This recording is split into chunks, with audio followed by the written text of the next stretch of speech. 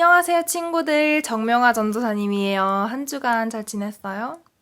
그래도 코로나가 2.5단계에서 2단계로 많이 줄었죠. 그리고 확진자 수도 줄었고.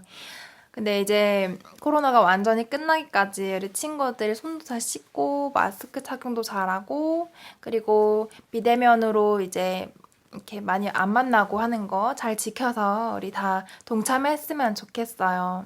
지난주에 이제 말씀 퍼즐 친구들 이름 불러줄게요. 누구냐면 김준수, 박세은, 박서준, 조아연, 조아진, 양예준, 한예지 어린이까지 이렇게 7명의 친구들이 말씀 퍼즐 참여해줬어요.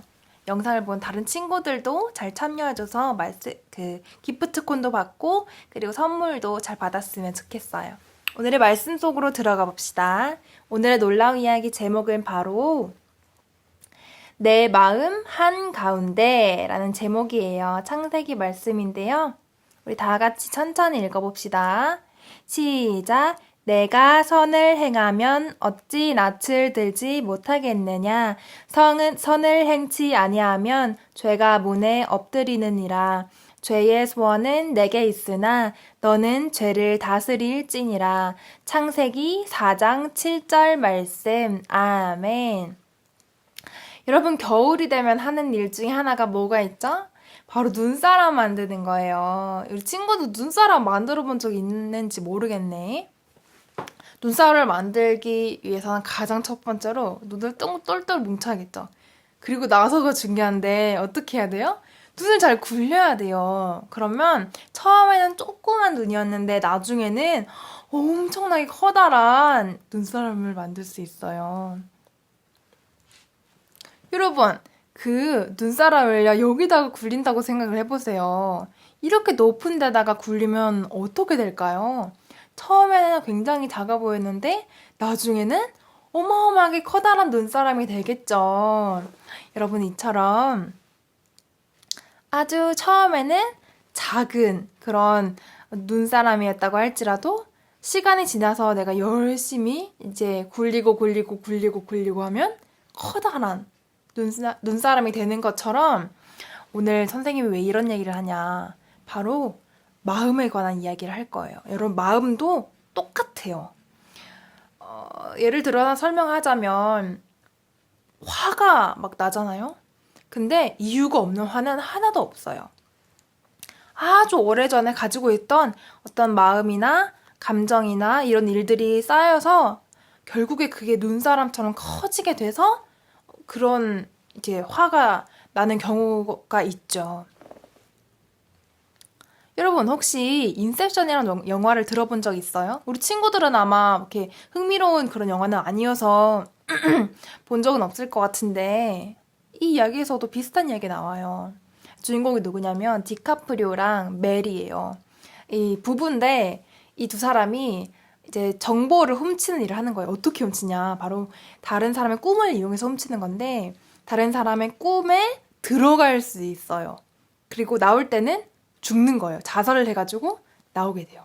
그래서 그 사람의 뭐 생각에 어떤 생각을 심거나 아니면 뭐 생각을 훔친다거나 이런 일들을 하는데 이 디카프리오는 너무너무 궁금한 게 있었어요. 과연 아주 조그만 마음을 저 한 사람의 마음속에 깊은 곳에다가 심어 놓으면 그게 현실에 반영이 될까? 그 현실로 나타나게 될까? 이게 너무 궁금했어요. 그래서 자신의 아내의 꿈에 들어가게 돼요.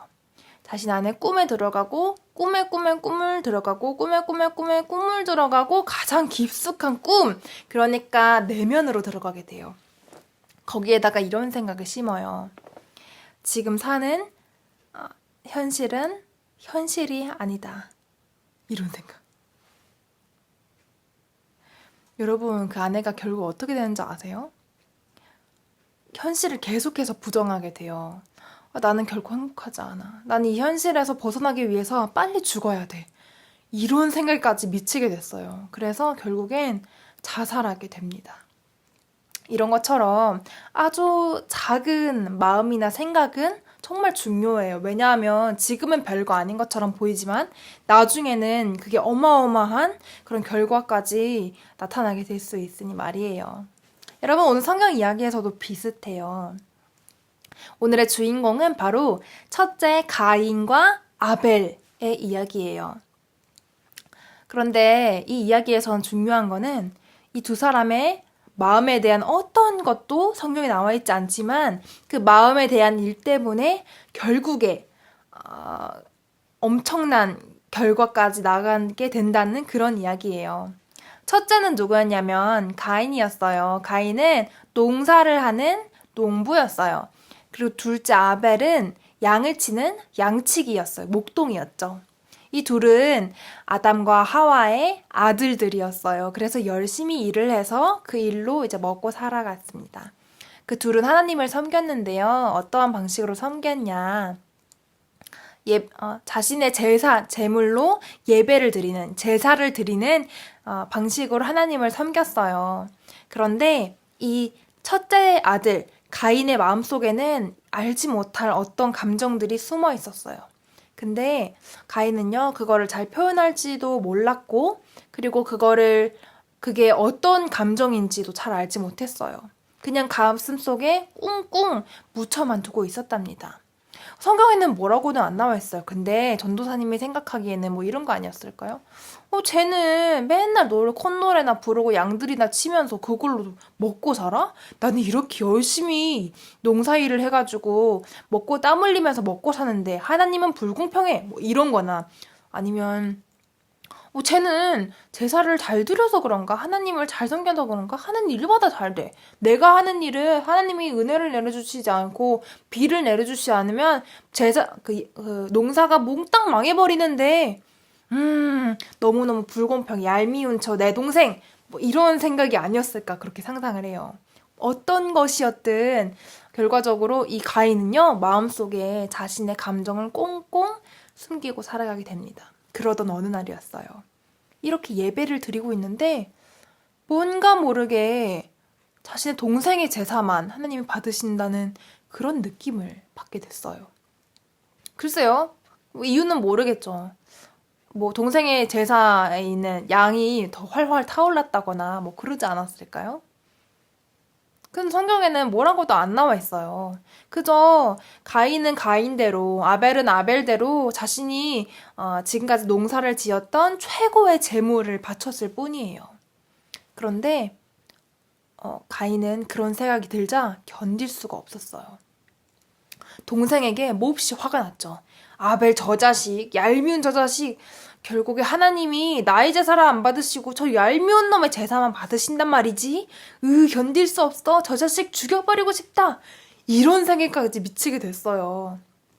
그런데 내가 왜 이런 마음이 드는지 가인은 결코 알 수 없었고 그 감정을, 그 마음을 통제할 수 없었어요. 그러자 하나님께서 이 가인에게 다가와서 이렇게 얘기를 하세요. 이렇게 어르시면서 가인아 왜 그러냐. 네가 그래도 예배 잘 드렸고 제사 잘 드렸으면 그렇게 얼굴이 울그럭불럭 하지 않았겠지. 괜찮니? 너 그러지 마. 네 마음을 잘 다스려야지. 이렇게 어르고 달래셨어요. 그런데 이 가인은요. 그 하나님의 말씀이 마음에 들어오지 않았어요. 그 마음은 더 점점 커지고 커져서 동생을 정말 죽여야겠다는 그런 마음에까지 이르게 되었어요. 그리고 정말 비극적으로 결국에 가인은 동생 아벨을 죽여버리게 돼요. 그저 얄미웠다는 이유만으로. 그래서 결국 이 가인은 자신의 마음속에 있는 어떤 부정적인 그런 감정들, 그런 마음들 잘 다스리지 못해서 그 마음이 어떤 마음이었는지는 모르지만 결국에 동생을 죽여버리게 돼요. 우리 친구들에게도 혹시나 마음속에 그런 마음이 있지는 않은가요? 부정적인 마음이 있지 않은가요? 여러분, 감정을 잘 다스리는 일은 이처럼 너무너무 중요한 일이에요. 그리고 그 마음을 잘 다스리는 일은 하나님께서도 원하시는 일이에요. 우리 친구들, 그게 쉽지는 않을 거예요. 내 가지고 있는 마음에 대해서 이렇게 잘 다스린다는 게. 그래서 이번 한 주간은 우리 친구들 내가 가지고 있는 마음, 내가 가지고 있는 불쑥불쑥 올라오는 그런 마음들에 이름을 붙여보는 거. 그거 우리 한 주간 실천했으면 좋겠어요.